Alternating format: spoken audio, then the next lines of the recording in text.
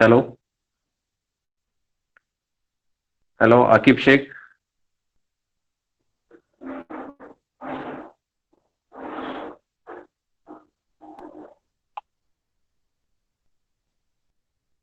Akib Sheikh, please unmute yourself.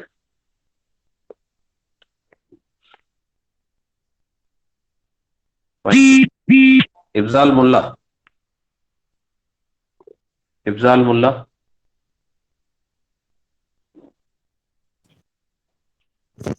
Yes, sir. uh, please unmute yourself. Now, you will be coordinator for this class as a class coordinator.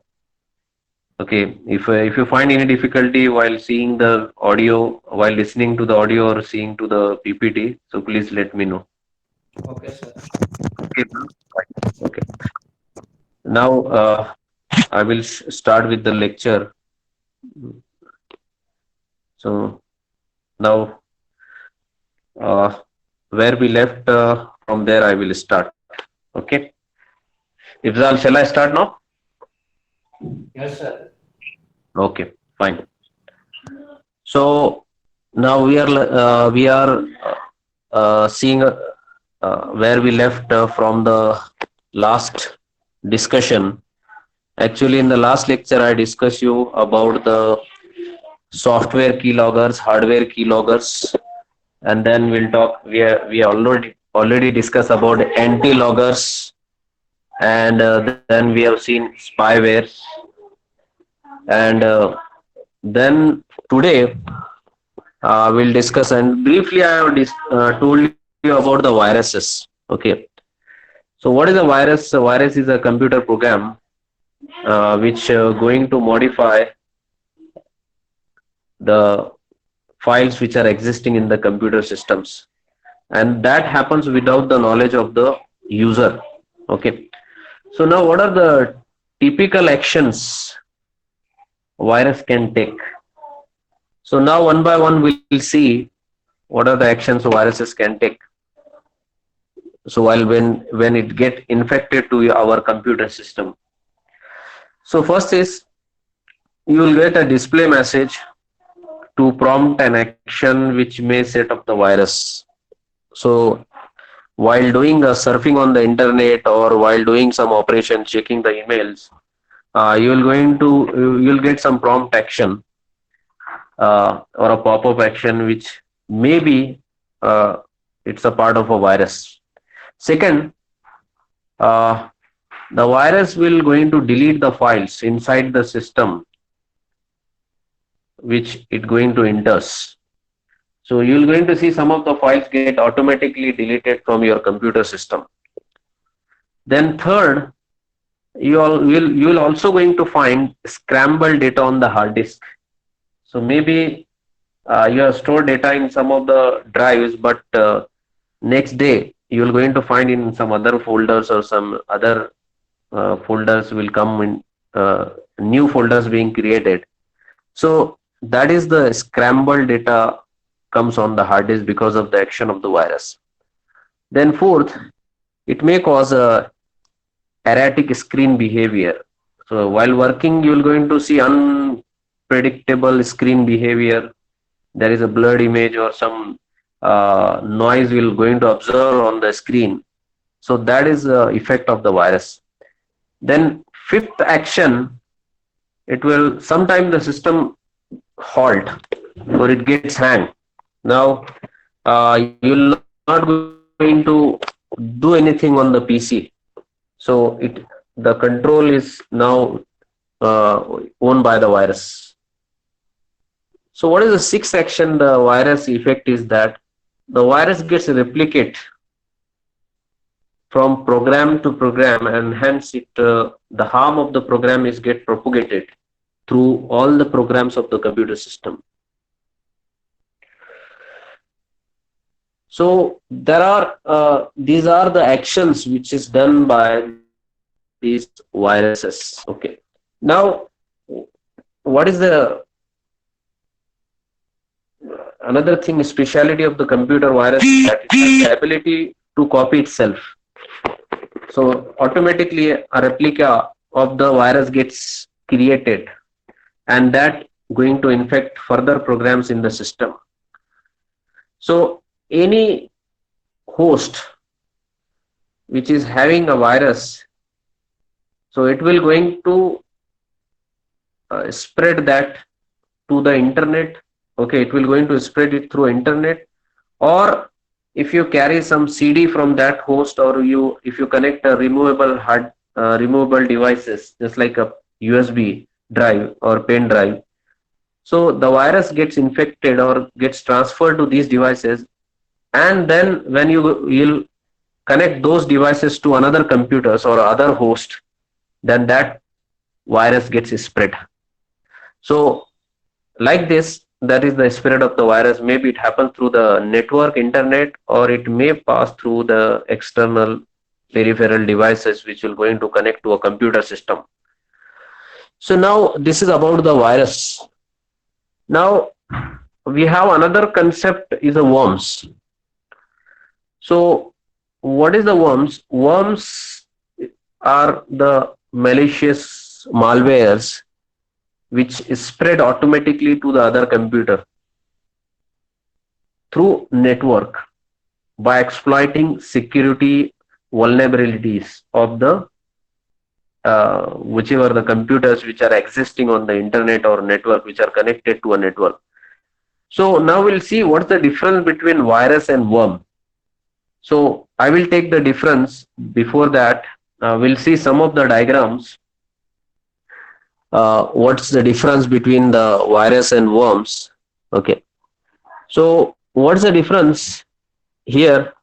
Now the diagram, what it tells, first of all, the effect, it tells about the how virus is spread through the internet. So here in this diagram, what is given, a computer is connected to a server. So what happened? So the maybe it's a cyber criminal who is sitting on this computer. It will going to upload this virus on the internet server through an email. So you will going to see that first action. Will you able to see Ifzal diagram? Ifzal Mullah. Yes, sir. Yes. Okay. So first, a virus is intentionally uploaded by the cyber criminal or a hacker. Then now this virus is with the server. Sir, but the content which is written is not readable for us. Not okay.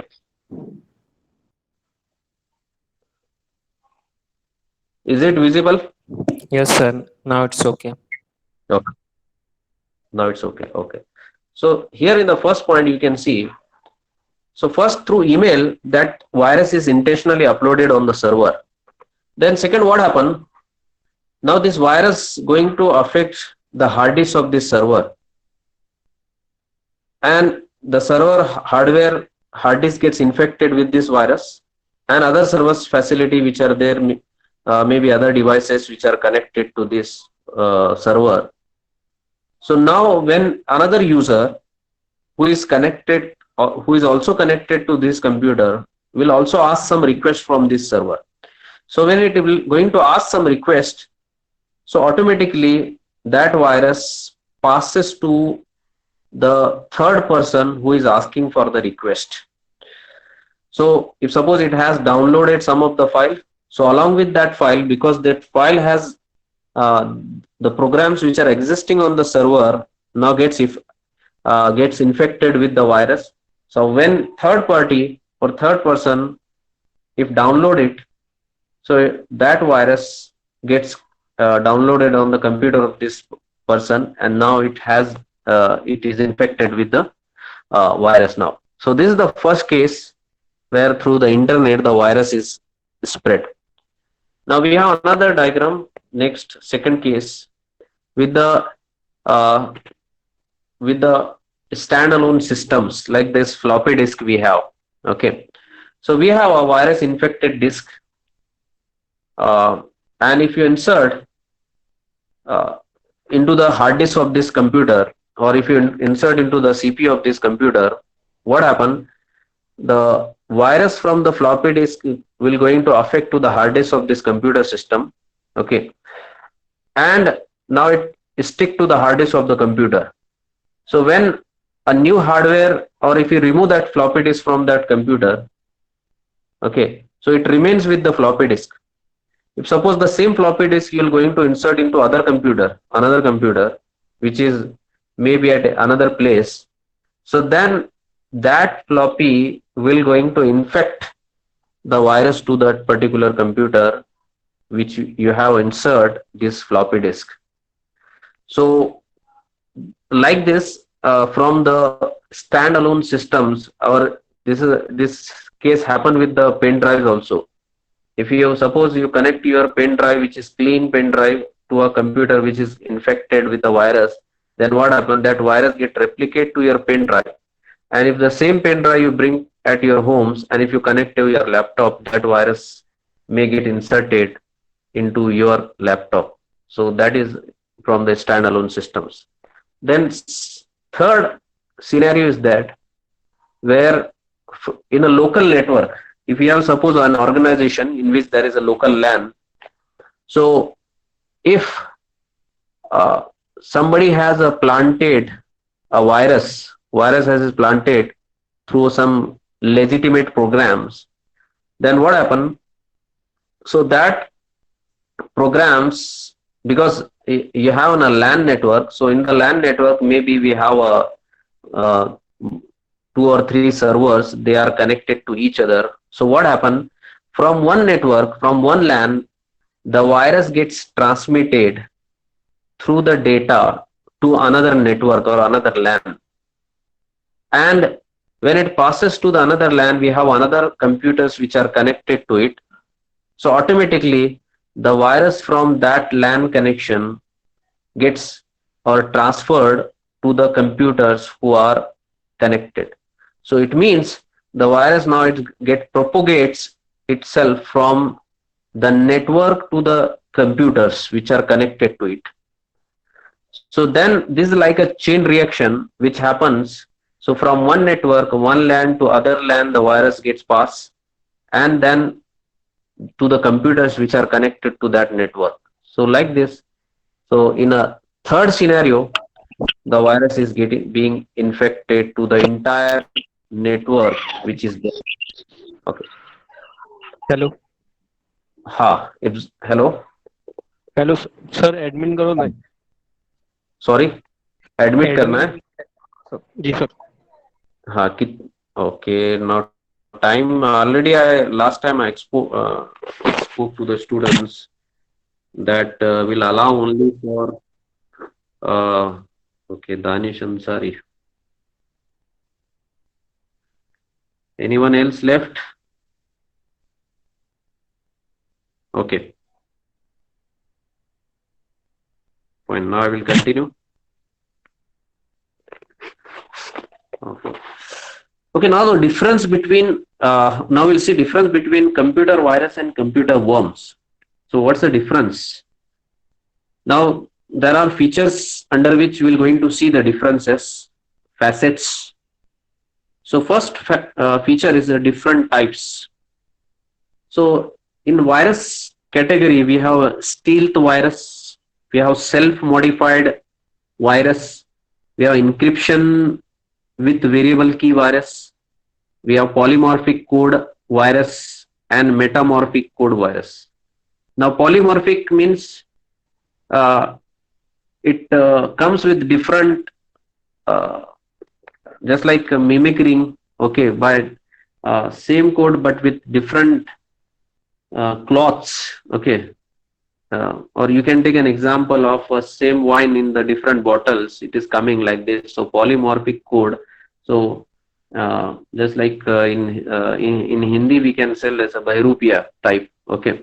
Then we have metamorphic code. So metamorphic means it gets converted, okay, the virus itself gets change its behavior. So that kind of viruses we call as a metamorphic viruses. Then worms category, we have different types of worms. Email worms we have, instant messaging worms we have, then internet worms, Then one another category is the IRC worms. Its abbreviation is there here, but details are not written. Okay, maybe later on I will explain you. File sharing network worms we have. Okay, so this is about the types. Now we have another called as the spreading mode cassette. So in spreading mode, virus needs, okay, just like I told you, for spreading of the virus, they need a means, or they needs a host program to spread it. Like if you insert a pen drive, so pen drive is a when pen drive is inserted to your computer, your pen drive device driver gets installed on your computer, and the virus which is there now it's get attached with the pen drive. So the host has to uh, start needs to support of this to spread the virus. But what about the worms? Worms are self activated. They are without user intervention. We do not need any intervention from any program to start that. So automatically they get start propagating from network to network where they find the network shortcomings or vulnerabilities. So that is the category, the major difference between the virus and the worms. Now definition, we'll see what is a virus. So already we have explained about the virus definition. So virus is a computer program. It's a software program which copy itself and infect the data or informations without the user's knowledge. So to spread to another computer, it need a host program which will going to carry this virus. Now, what about the worms? So worms, computer worms are also a software programs. So they itself replicating in nature, which going to spread through a network, and it can send copies through the network with or without the user intervention. So if user is there or not, it doesn't affect the functionality of the worms or for spreading. Okay. Then how the prevalence of this virus and worms is there. So over 1 lakh known viruses are existing nowadays in the today's world. So virus prevalence is very high as compared to the worms. So now worms spread only if they find some security faults, security holes in the network. Otherwise, they have a restriction to spread. But the virus, if they get any assistance from anybody, maybe just like from organization, okay, we have a standalone organization, standalone devices, or they get spread through internet also. If suppose your servers get infected with the virus and the people who are connected to that virus, to that server, they are asking the request. So it's a prevalence of the virus is very high. So these are the differences of the virus and the worms. Now we have types of viruses.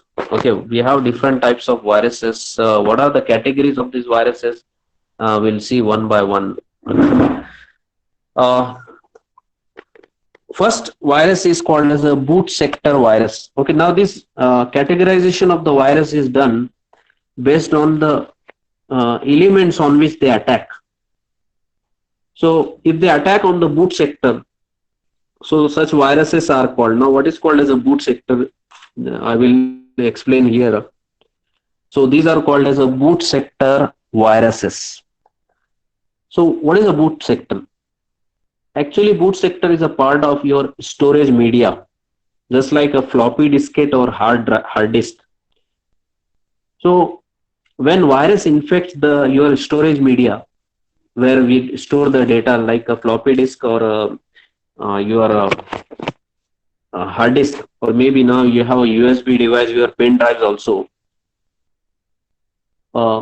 Actually, it is majorly connected with this floppy disk and hard disk, because previously in the old days the OS was coming with the floppy disk.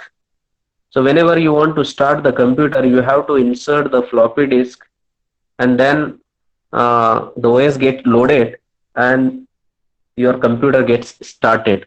In P1 computer, earlier Pentium 1, before that 386, 486 computers were there. Nowadays we do not have that, because we have already stored OS operating system in the hard disk, in the C drive, and when you switch on the computer, so this operating system starts executing, and it get loaded into your computer, and you can start on the working on the computer. So mm, that's why the storage media for ours is now hard disk. So your virus will first going to infect to this hard disk where your OS is residing. So OS programs gets infected with or affected with this virus. So whatever data are there and the programs are there which are stored on this floppy disk and the hard disk, which are stored, they are stored. Now the whatever data is there and the programs are there. So on hard disk, how it is stored? On the hard disk, we have a partitions uh, called a sector. Okay, small part of the memory we called as a sector, or you can assume it as a small strip on which your data and programs are stored. And if you combine these sectors, it will create a one ring. And if you combine such rings, there is a cylindrical storage in the storage of the data. Okay, so that's why when you rotate the floppy disk, so it is rotating in a circular manner. So your data is stored like in a ring, one file, second file, third file, like this. So your header of that reader will radius of that reader is changes from smaller to the larger. So like this. So it's in a cylindrical form. The data is stored in a small sectors. So these your data and programs are residing on these sectors, a small section. So what happened? So the first sector which is there in the hard disk is called as a boot sector, which carries the master boot record, which is called as the MBR. So now what is the MBR? MBR, that is a master boot recorder, is to read and load the operating system. Now here I want to add one thing. When you switch on the computer, okay, your computer is a dead machine. It has no life in that. Now who brings the life in the computer system is the operating system. So without operating system and without this uh, your uh, your BIOS code, there is another code what called as a basic input output system. Your computer is a dead machine. So in a EEPROM chip, that is a ROM, we usually call read-only memory. We have another program called as a basic BIOS code, basic input output system. The role of the basic input output system is to configure the devices which are connected to the computer system, like keyboard, hard disk, mouse, or power supply, or some other devices which are there, which are a part of the computer system, CPU. So they gets configured because of this basic BIOS code. Now BIOS code will instigate or trick this boot loading code, bootloader, which is a program in the EEPROM chip, bootloader. So in the bootloader, we have this master boot record, MBR. This MBR will going to read and load the operating system from your hard disk to the RAM. Actually, there are in a computer system, we have two types of memories. If you have studied maybe in the first FE, basics of the computer system, one is called as a primary memory, other is called as a secondary memory. Now what is called as a primary memory? Your primary memory is called as a RAM and ROM. Okay, ROM and RAM comes in the primary memory. And what about the secondary memory?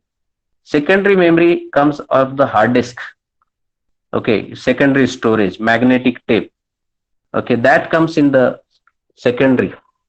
So now your OS is loaded in the secondary memory, in the C drive. Now for running the computer, it has to be brought into the primary memory, which is nothing but our RAM, 2 GB RAM, 3 GB RAM, 4 GB RAM, which is being connected to our computer. So the role of the MBR function is to read and load the OS into this RAM. Now if the virus attacks to this MBR or infects this boot record file of the disk, or file which is there in the floppy disk, if it gets infected with this virus, then it will going to gets rebooted with this virus, also gets rebooted with the system, and now it gets spread to your computer with all the programs or the applications which are running on the computer system. So like this type of virus, which is called as a boot sector virus, it starts or it affects the boot sector of floppy disk or hard disk. And if you connect this floppy disk to another computer, or if you connect this hard disk to other computer, or if it is connected in the network, then this virus gets start spreading. So now, so the boot sector viruses often spread to other system when there are share infected disks are there, or if you install some pirated software on this on your systems. So like this, the spreading of this virus takes place. Now second category in the virus, we have this called as a program viruses. Okay, so these viruses becomes active when the program files, when you execute some program files. So like for example, if you execute the bin files, if your .com files are there, .exe file, .ovl, .drv file, if they gets executed, so with these files, these viruses gets active. So once these programs files get infected, then the virus makes copy of itself and it start infecting other programs on the computer system. Okay, so then third category of the virus, which is called as a multi-partite viruses. Now this category of the virus, it's a hybrid category of hybrid category, means you combine the boot sector virus and if you combine the program virus, so that's why it's called as a hybrid. Okay, so it's a hybrid virus. So what it does, it infects the program files and also along with the boot record when you execute any program on the system.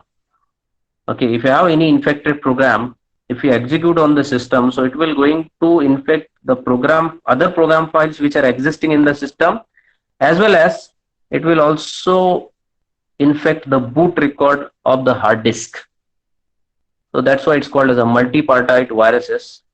Then fourth category of virus we have called as a stealth viruses. Now it's a camouflage and or mask itself. These are stealth viruses are like, so as they are hidden, so it's very difficult to detect such viruses. So even these viruses, what they do, they disguise itself from the antivirus software. So many antivirus, normal antivirus software cannot able to detect these stealth viruses. That's why the name is called as a stealth virus.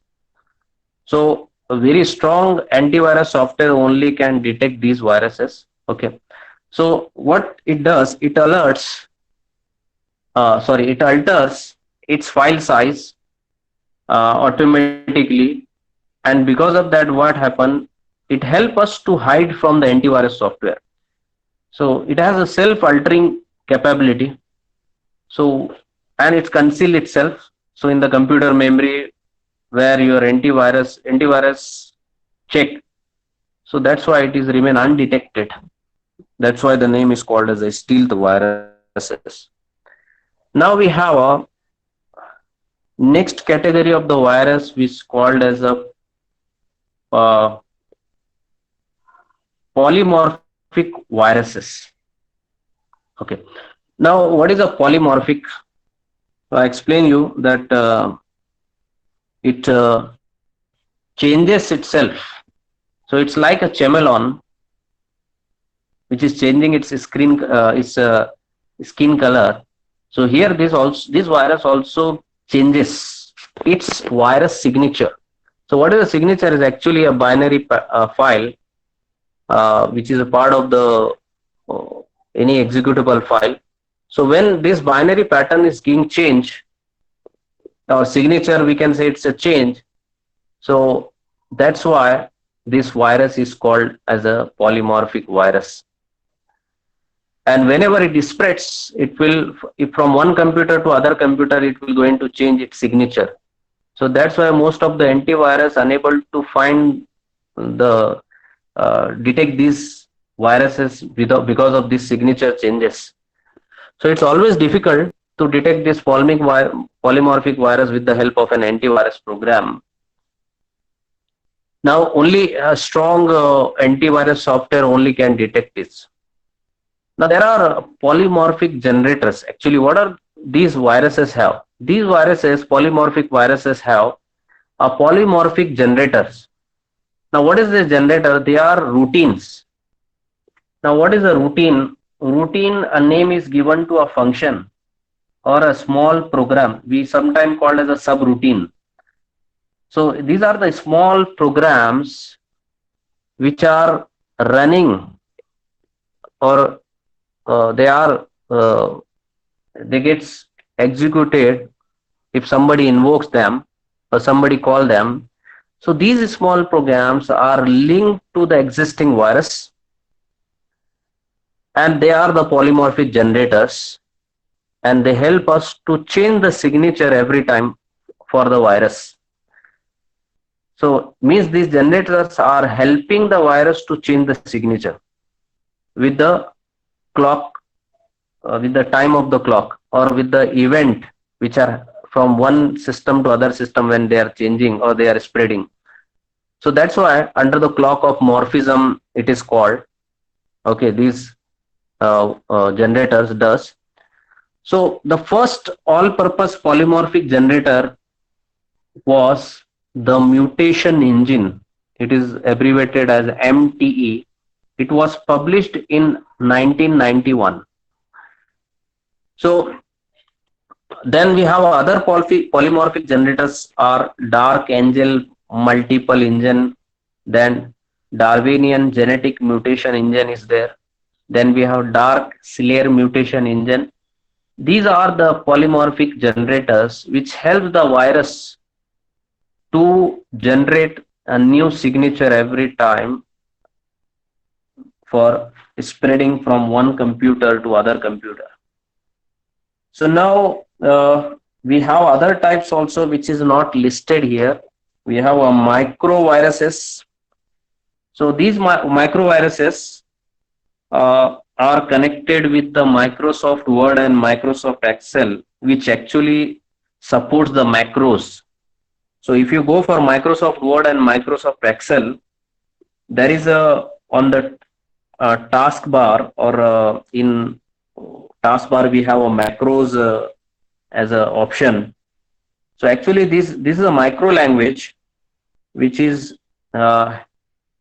created for these particular files. If suppose the virus is going to affect these macro files, then it is difficult for the document. It will going to harm those documents which are created under this MS Word and MS Excel. So you will not going to open, means your automatically this file gets corrupted if the virus, this microvirus, if gets affected to or infected to these macros of MS Word and Microsoft Excel. So then we have another category of the virus which is called as ActiveX and Java control. So all the web browsers which is having these settings, ActiveX and Java controls. So these web servers gets also infected with these virus, and because of that, what happened? It is very difficult to enable or disable the pop-up functions, or sometimes we unable to download the files from the websites also. So these are the viruses, types of viruses which are there, which we have seen. 7 viruses: boot sector virus, program viruses. Then we have multi-pirated partite virus, stealth virus, polymorphic virus, and then micro virus, and this ActiveX and Java control virus. Now, there are uh, now we'll go to another definition of we are talking about the viruses and worms. So we have a computer worms. Now, what is a computer worm? Computer worm, just I explained 3-4 slides before, when we are saying the difference or comparison of the virus and worm. So worms have a capability to replicating itself. So it's a malware program which has a self-replicating capability. Okay. Then how it replicates? So what this worm does, it uses the computer network to send copies of itself to other nodes. So worm copy, which is self-replicated, it is going to be sent through a network to other computers or servers. Node means here it may be a computer or it may be a server which is a part of the network. So how it sends? If it finds some security shortcomings of that computer or of that particular server, so automatically your worm gets sent to those nodes, and it doesn't need any user intervention or permission from the person to get infected. So worms, what they do, they always cause at least some harm to the network. What they do, almost or always, they cause sometimes the consuming the bandwidth of the network. That is a least harm they does to the network. So your bandwidth of the internet is going to be consumed by these worms, and you will not get a proper internet connection, and because of that your internet connection gets slow, and you have always complained that my internet connection is getting slow every time, and that happens because of these worms. So worms will eat your internet bandwidth. Now, whereas viruses, what they do, they almost and always corrupt or modify the files on the target computer. So the viruses harm is much more dangerous than the worms. So worms only, they cause your slowdown of the internet, but viruses will always cause to delete or modify your files, or maybe corrupt your computers. So now there are some well-known viruses in the history which were attacked. So there is first virus which are worms. So there is one first worm called as a Morris worm, which is launched on 2 November 1988 from the MIT. MIT college. So that worm is called as a Morris worm because the name of the student has invented Robert Tapan Morris. So it is called as a great worm, and it has infected 6,000 major Unix machines, and it has caused the damage of 10 to 100 million US dollar to the organizations which it has affected. Then next virus which was there in 2000, that is called as the I Love You virus. It has attacked the millions of Windows computers in 2000, and it has sent through email with a subject line as I love you. Then whenever the people find it, they open it, and which is the love letter for you .txt.vbs, the extension of the file. When the people open it, the virus gets infected to their computer. Then we have third worm, which is called as a Nimda, which was affected also in 2000. to the Windows 95, 98 and Windows NT machines. So in the book it is given some of the worms which is listed, and how they affected the computers or the systems, millions of systems, and causes the millions of dollars of damage to the organizations to whom they are infected. So now we'll stop here. If you have any questions, you can ask me, and I will take a roll call. Actually, what I've seen in the chat, some of the students are sending the numbers with the unknown student like this. So I thought to take the roll call. One by one I will call. So please, those students are present, you can give your attendance. Ifzal? Present, sir.